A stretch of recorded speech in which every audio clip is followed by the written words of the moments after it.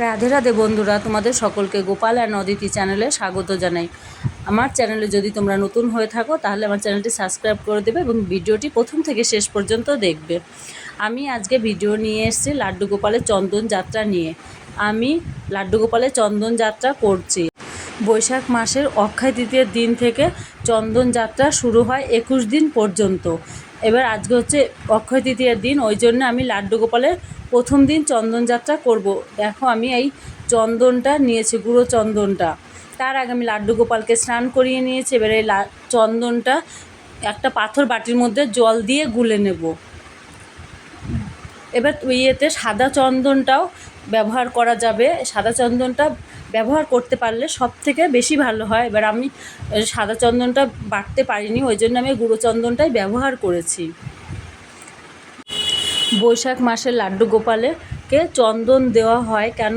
কারণ হচ্ছে বৈশাখ মাস হচ্ছে প্রচণ্ড গরমের মাস থাকে, ওই জন্য লাড্ডু গোপালের গায়ে চন্দনের প্রলেপ দেওয়া হয় যাতে লাড্ডু গোপাল শীতল হয়ে থাকে।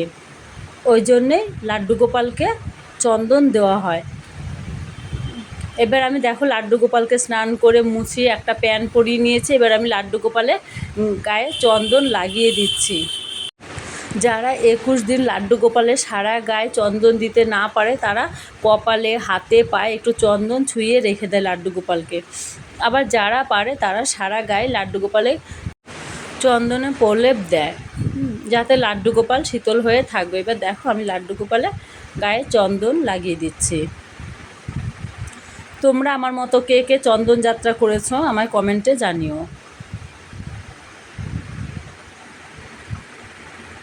এখন চন্দনটা একদম ভেজা, ওই জন্য গায়ে মাখিয়ে তারপর লাড্ডু গোপালকে রেখে দিতে হবে সিংহাসনে। আর ফ্যান চলবে, ফ্যানের হাওয়ায় চন্দনটা একদম শুকিয়ে যাবে।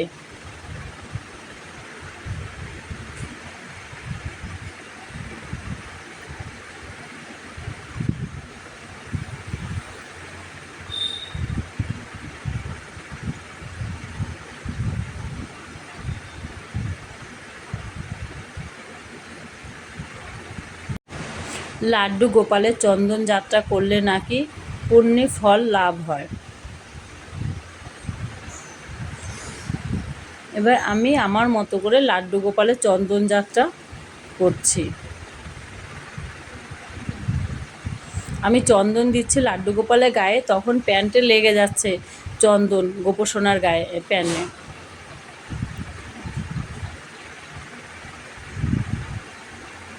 কিন্তু চন্দন মাথায় দেওয়া যাবে না।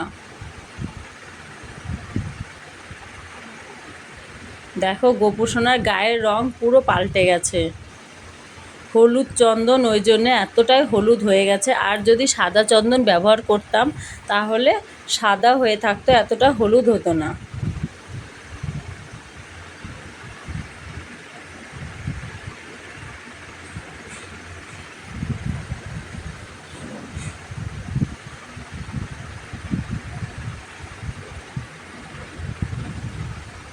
মুখে লাগানোর সময় খুব সাবধানে লাগাতে হবে যেন চন্দন লাড্ডু গোপালের চোখে বা মুখে, ঠোঁটে না লাগে।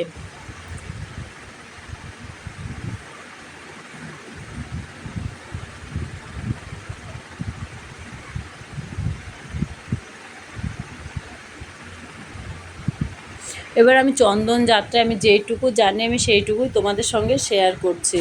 এবার যদি কোনো ভুল হয়ে থাকে, তোমরা কেউ যদি বেশি করে ভালো জেনে থাকো তাহলে আমায় কমেন্টে জানিও। দেখো আমার হচ্ছে লাড্ডু গোপালে গায়ে চন্দন দেওয়া হয়ে গেছে। এবার আমি হচ্ছে লাড্ডু গোপালকে সিংহাসনে বসিয়ে দিচ্ছি, বসিয়ে এবার পায়ে দিচ্ছি।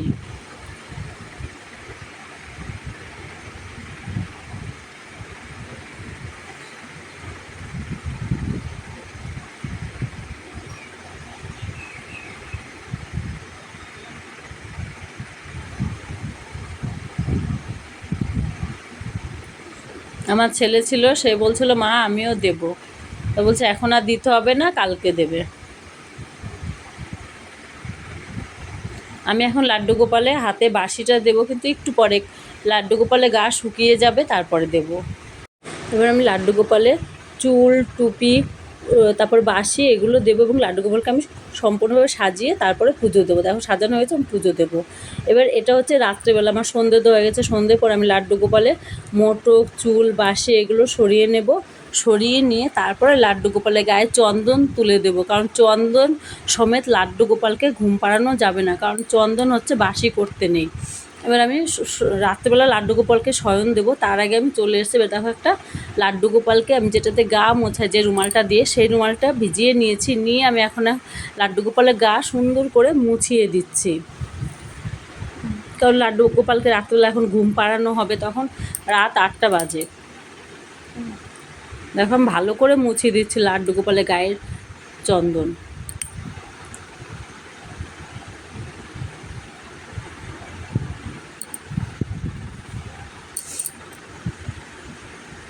পায়েও ভালো করে তুলছিলাম, যে পায়ে যেহেতু দিয়েছি চন্দন।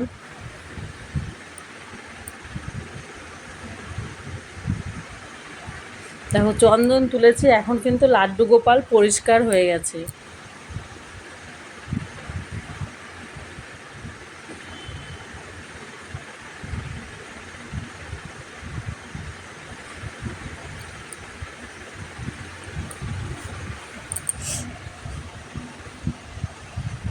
এবার লাড্ডু গোপালের গায়ে চন্দন দিতে এবং চন্দন মুছতেও একটু সময় লাগে। চন্দন দেওয়ার সময় আর হচ্ছে চন্দন মোছার সময় তাড়াহুড়ো করলে হবে না। আমার হয়ে গেছে চন্দন তোলা। এবার আমি লাড্ডু গোপালকে সিংহাসনে বসিয়ে দিয়েছি।